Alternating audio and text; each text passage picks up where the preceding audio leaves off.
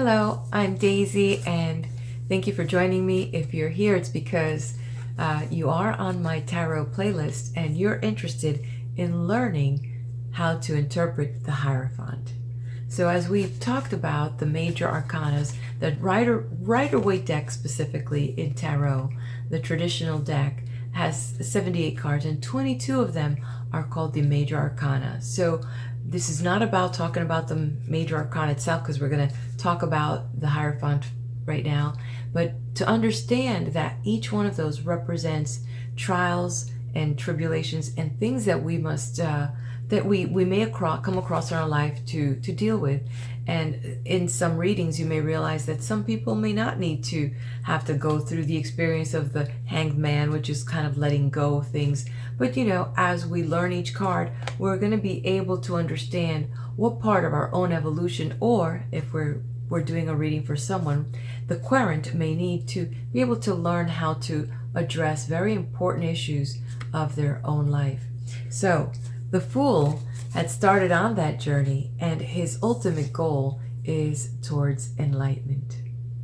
And recently, if you're following it in sequence, you just finished visiting, the Fool was just visiting the Emperor. And after being with the Empress and all that abundance and all that joy and all that laughter and all that comes with, being with this wonderful, person, he comes across with the Emperor, which now it's all about structure and it's about order and things like that. So now he's gotten some information and he is back on his journey, and there he now meets with the Hierophant. So one of the things that you'll notice in these decks, and I have the traditional one, but this is the professional version. I'll put the names of the cards there. And this is why it's important to look at the symbols when you are doing a reading, whether it's for yourself or for someone else. This is from the Moon and the Sun and Moon Tarot deck, and this is the same Hierophant and totally different symbols on both cards, where this one, the Rider-Waite deck, is showing a lot of reds. This one is showing a lot of greens. So it's important to look at your decks, and so don't just go by what I'm saying here or what the little book says in each one of these packs. What's important is also for you to follow your intuition. And there are other elements to become familiar with numerology, because even here on the major arcana, each one of these has a number. The Hierophant is represented by the number 5. And then we have a lot of colors, so we have interpreting the colors and what they mean as well, besides the symbols. And I've learned also through the years of doing this is that what I feel is a certain representation of a symbol, it may have a different meaning for you because of what your experience has been. So while someone might think of something as a positive experience, it may be a negative, or you may be dealing with someone that might be colorblind to certain colors, and they'll see things a different way. So their interpretation of things are different. So it's subtleties and understanding that, and it's not etched in stone, and that's what's so beautiful. And it's dynamic. It changes in relationship to the vibe you have and to the other cards in the area as well. So let's just jump into what we have here with this particular card. And the first thing that we see here as we're looking at them, what we see here is the number 5. So in numerology, the number 5, where we went from that structure to 5 representing personal freedom. At the same time, it's also representing travel and also change and progress. So we keep that in mind when we see this card. Another thing about this particular card, as you can see here, is that it is also, we see the columns here. The columns, we had seen this before when the Fool had met up with the Priestess in the number 2. So we see these columns coming back, repeating themselves. And what we see and understand here is a sense of balance. We're being asked that no matter what the changes are, no matter what we're traveling through, that, we have to maintain that balance. And one of the things that we see with this balance is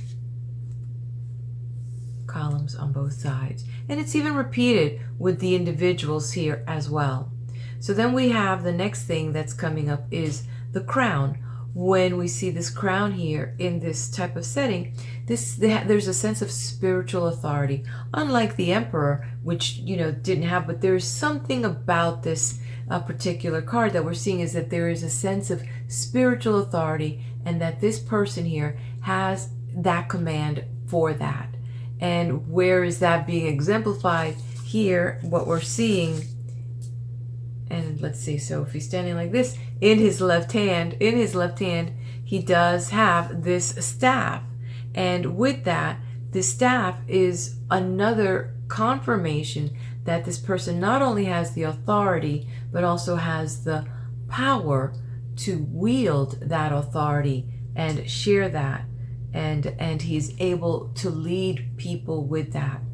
So while we're still looking at this upper area, we also see the sign of the mudra. It could be called the mudra, but definitely in Christianity, this is when the fingers are placed in this particular fashion, this is the benediction. So we were seeing here that this person is blessing and is giving a blessing. So now another area that we're seeing here, that this person is given the power to bless from above and provide that blessing. And in particular, I want you to see another little subtle difference that I've noticed in these two particular decks, beyond the obvious from the other deck. If you notice here on the traditional Rider-Waite deck, you have he's wearing a shoe, but then when you see this particular deck, he is not. So the way that I interpret this is that there is, even though there's all this spiritual power, that there's a sense of virtue and humility in the way that he is, enforcing his authority and his power.